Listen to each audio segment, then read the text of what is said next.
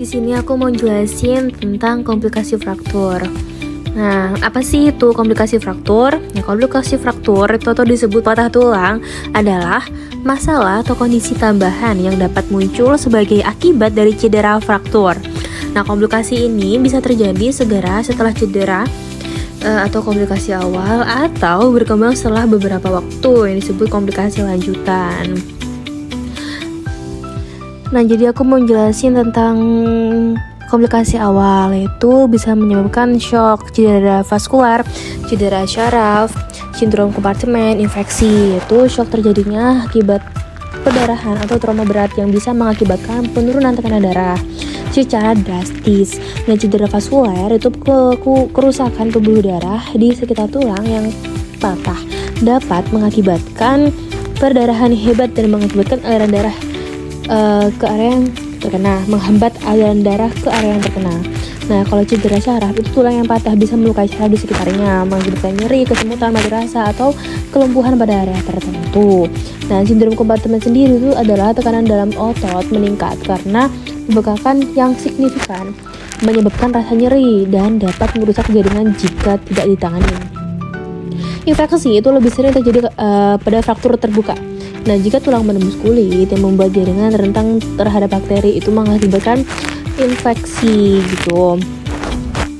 Selanjutnya aku mau menjelaskan tentang komplikasi lanjutan. Nah, komplikasi lanjutan itu bisa menyebabkan malunion dan osteomyelitis. Nah, malunion itu adalah ketika tulang tidak menyatu dengan benar atau malunion atau sama sekali tidak menyatu. Nah, maksudnya itu adalah malunion itu tuh kondisi medis di mana suatu tulang yang patah tidak sembuh atau menyatu dengan posisi yang benar setelah proses penyembuhan. Nah, dalam malunion itu, meski patah tulang telah sembuh, tulang tersebut tuh bisa tumbuh dengan posisi yang miring, tidak sejajar, atau tidak sesuai dengan struktur normalnya gitu.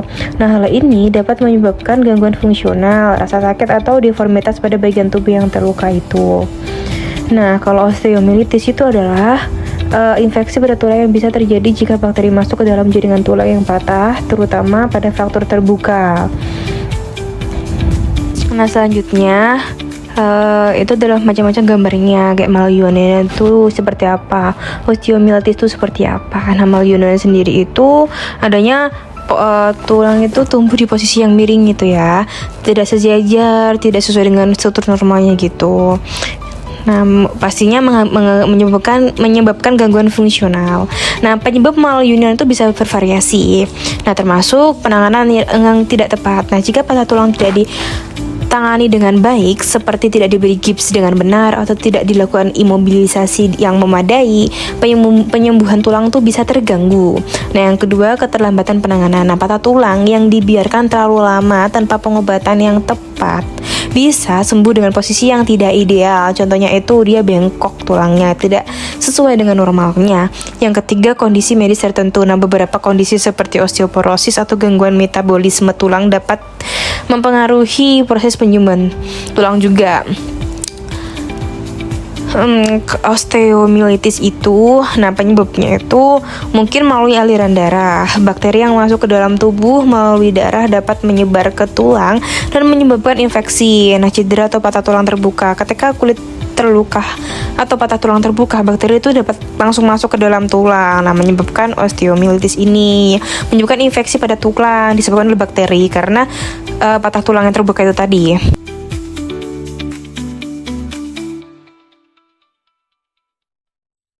Nah, selanjutnya itu ada pencegahan fraktur.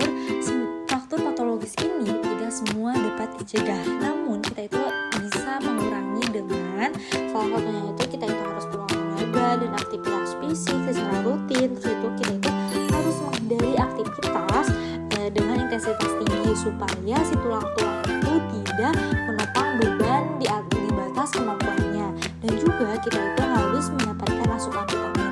Kenapa sih kita itu harus mendapatkan asupan vitamin? Nah, karena vitamin D itu dianggap sebagai steroid yang tersintesis secara alami. Nah, terus itu dia itu diaktifkan oleh radiasi ultraviolet dari sinar matahari atau juga bisa didapatkan dari asupan makanan. Terus itu dehidroksilasi menjadi 25-OH vitamin D di hati dan dihidroksilasi untuk kedua kalinya di ginjal menjadi yaitu 1,25 vitamin D. Nah, dalam keadaan kekurangan vitamin D terjadi penurunan penyerapan kalsium dari usus. Jadi itu akan menyebabkan peningkatan produksi osteoklas. Hal ini itu akan meningkatkan mobilisasi kalsium dari tulang selama periode penurunan asupan makanan. 1,25 berinteraksi dengan reseptor dalam osteoblast yang pada akhirnya dia itu akan mengarah pada peningkatan pembentukan osteoklas. Osteoklas dewasa kemudian melepaskan enzim untuk memecah matriks tulang yang pada akhirnya melepaskan kalsium dan mineral lain ke dalam sirkulasi. Jika kadar kalsium serum bebas tetap rendah, kelenjar paratiroid itu dia akan terstimulasi dan akan menyebabkan peningkatan kompresi dalam kadar hormon PTH, di mana dia itu menyebabkan hiperparatiroidisme sekunder. Hal tersebut yaitu akan menyebabkan peningkatan reabsorpsi kalium oleh ginjal dan juga akan merangsang produksi osteoklas yang menyebabkan peningkatan kadar kalsium serum. Jika kekurangan vitamin D tidak diperbaiki, dia itu kalsium terus ditarik dari tulang, di mana pada anak-anak dia itu akan membutuhkan rickets, sedangkan osteomalacia dan osteoporosis dapat terjadi pada orang dewasa. Ini adalah tentang bagaimana kita mengidentifikasi pasien yang mengalami fraktur. Pertama dari anamnesis terlebih dahulu. Nah, anamnesis ini yang paling penting ya. Maksudnya adalah kita anamnesis, kita cari tahu orang ini kenapa gitu. Karena ya yang pertama yang kita harus lakukan adalah anamnesis. Orang ini jatuh. Orang ini kecelakaan atau apa. Yang sakit yang mana? Gimana rasanya, nyeri di bagian mana? Nah, baru setelah itu kita bisa melakukan, kemudian setelah analisis kita lakukan status generalis, lalu kita melakukan status vokalis berupa low move, dan untuk cara untuk identifikasi lebih lanjutnya itu kita bisa melakukan ronsen. Nah, ini untuk bagaimana pelaksanaannya ketika ada pasien fraktur. Nah, awal kita melaksanakan pemeriksaan status generalis ABCDE dari airways, breathing circulation. Airways breathing ini kita lakukan untuk memastikan jalan nafas dan orang ini bernafas. Kemudian circulation kita lakukan dengan cara menekan CRT pada bagian distal daerah yang fraktur gitu. Disability, bagaimana orang itu bisa disability dan exposure kita buka, misalnya daerah yang fraktur itu bagian tibia gitu ya. Nah, kita buka bajunya, kita robek supaya kita bisa melihat. Nah, setelah awal ini ABCDE kita melaksanakan pemeriksaan status lokalis, low field move tadi. Nah, kemudian setelah kita melaksanakannya tadi, kita tahu bahwa ini adalah fraktur, kita imobilisasi. Bisa dengan menggunakan bidet galut. Nah, selanjutnya untuk yang setelah kita imobilisasi, kita antar ke rumah sakit, lalu bisa tata laksana di situ, bisa melalui operasi.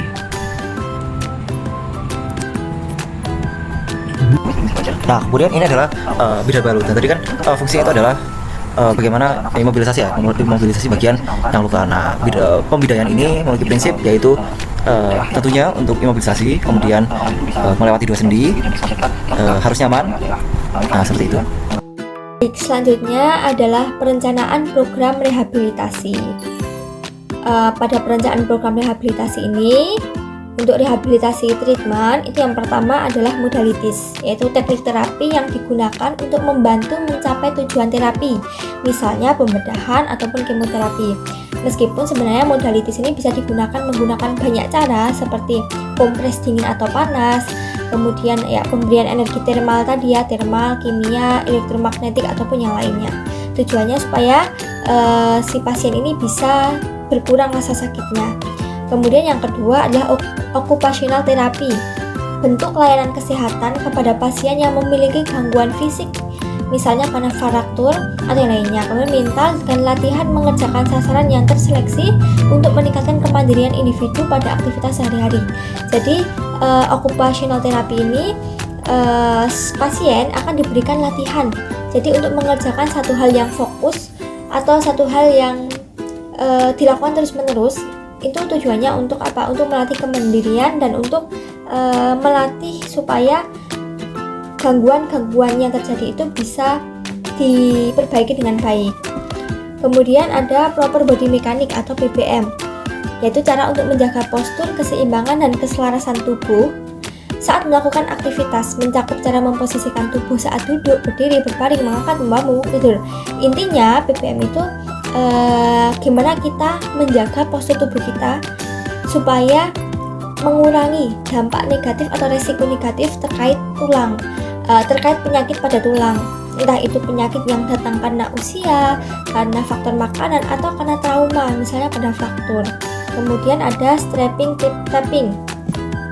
Di sini untuk strapping itu merupakan teknik yang digunakan di luar program terapi untuk melumpuhkan area yang cedera.